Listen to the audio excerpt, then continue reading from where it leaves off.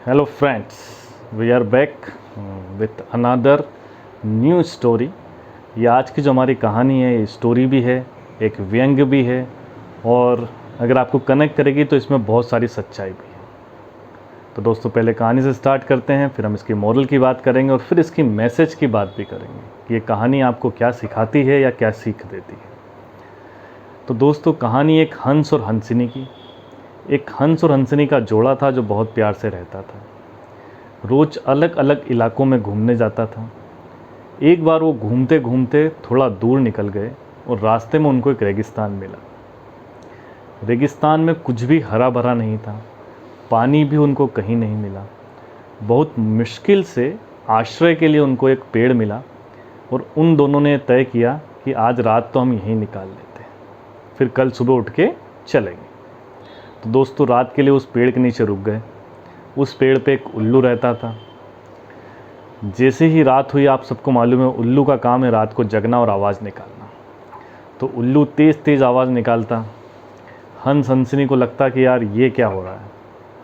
तो वो आपस में बात करते और बोलते कि ऐसे कैसे रात कटेगी। हंसिनी कुछ शिकायत करती कि मैंने तो पहले ही कहा था। हंस कहता कोई बात नहीं, एक रात की बात है, पर मुझे ये पता पड़ चुका है कि ये इलाका इतना वीरान क्यों है, यहाँ पर हरियाली क्यों नहीं है, यहाँ पर पानी क्यों नहीं है, यहाँ पर बाकी सब चीज़ें क्यों नहीं हैं।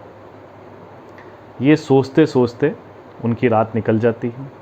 सुबह उठ के वो जाने की सोचते हैं तो ऊपर से उल्लू आवाज़ लगाता है और बोलता है, हंस भाई जा रहे हो क्या?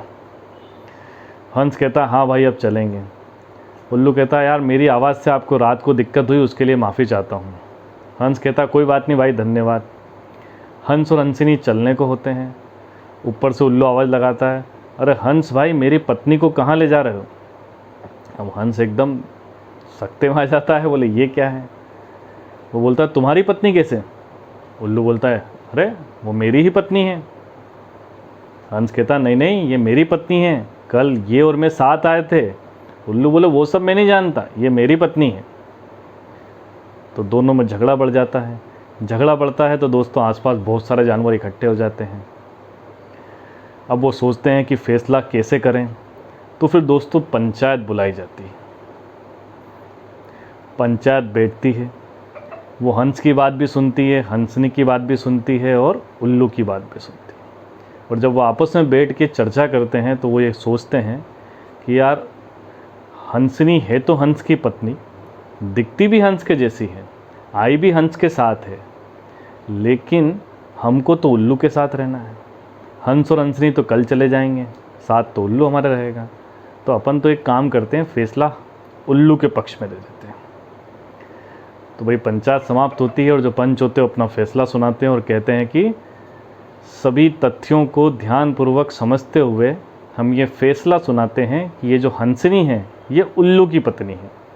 अब हंस बड़ा दुखी होता है, लेकिन चूँकि फ़ैसला है पंचायत का तो मानना पड़ता है, यही कानून है जंगल का भी और देश का भी। तो दोस्तों हंस बड़ा उदास हो जाता है। हंस जाने के लिए निकलता है। तभी उल्लू कहता है कि अरे हंस भाई अकेले अकेले कहाँ जा रहे हो, अपनी पत्नी को भी तो लेके जाओ। तो हंस बोलता है अरे भैया ये क्या हो रहा है, कभी तुम कहते हो कि ये मेरी पत्नी है, कभी तुम कहते हो कि अपनी पत्नी को ले जाओ। तो उल्लू क्या कहता है दोस्तों, बहुत ध्यान से सुनिए। तो उल्लू कहता है कि हंस, मैंने इसको अपनी पत्नी सिर्फ इसलिए बोला था कि मैं तुम्हें कुछ बताना चाहता था। तुमने कल रात को बोला था कि ये इलाका इसलिए वीरान है कि यहाँ पर उल्लू रहते हैं। तो भाई मेरे, ये इलाका इसलिए वीरान नहीं है कि यहाँ पे उल्लू रहते हैं, ये इलाका इसलिए वीरान है कि यहाँ पर उल्लुओं के पक्ष में भी फैसले हो जाते हैं। तो दोस्तों अब आप समझोगे हमारी कहानी का मॉरल और कहानी का मैसेज।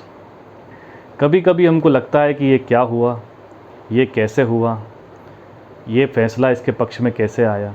तो दोस्तों कभी कभी फ़ैसले स्वार्थ से होते हैं, कभी कभी फ़ैसले पक्ष को ध्यान रखने की बजाय स्वार्थ को ध्यान रख के होते हैं। और जब ऐसे फ़ैसले होते हैं तो फिर वो उल्लुओं के पक्ष में भी हो जाते हैं।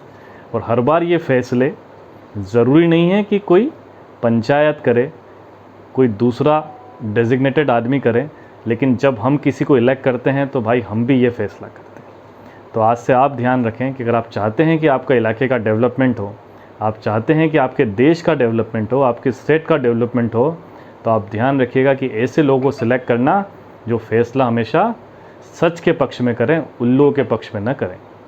ओके गाइस, तो अगर आपको हमारी स्टोरी या हमारा मैसेज समझ में आया हो तो आज के बाद आप याद रखिएगा, अगर आप ऐसे लोग चुनेंगे जो उल्लुओं के पक्ष में फैसला करेंगे तो फिर देश आगे नहीं जाएगा, देश पीछे रह जाएगा। ओके।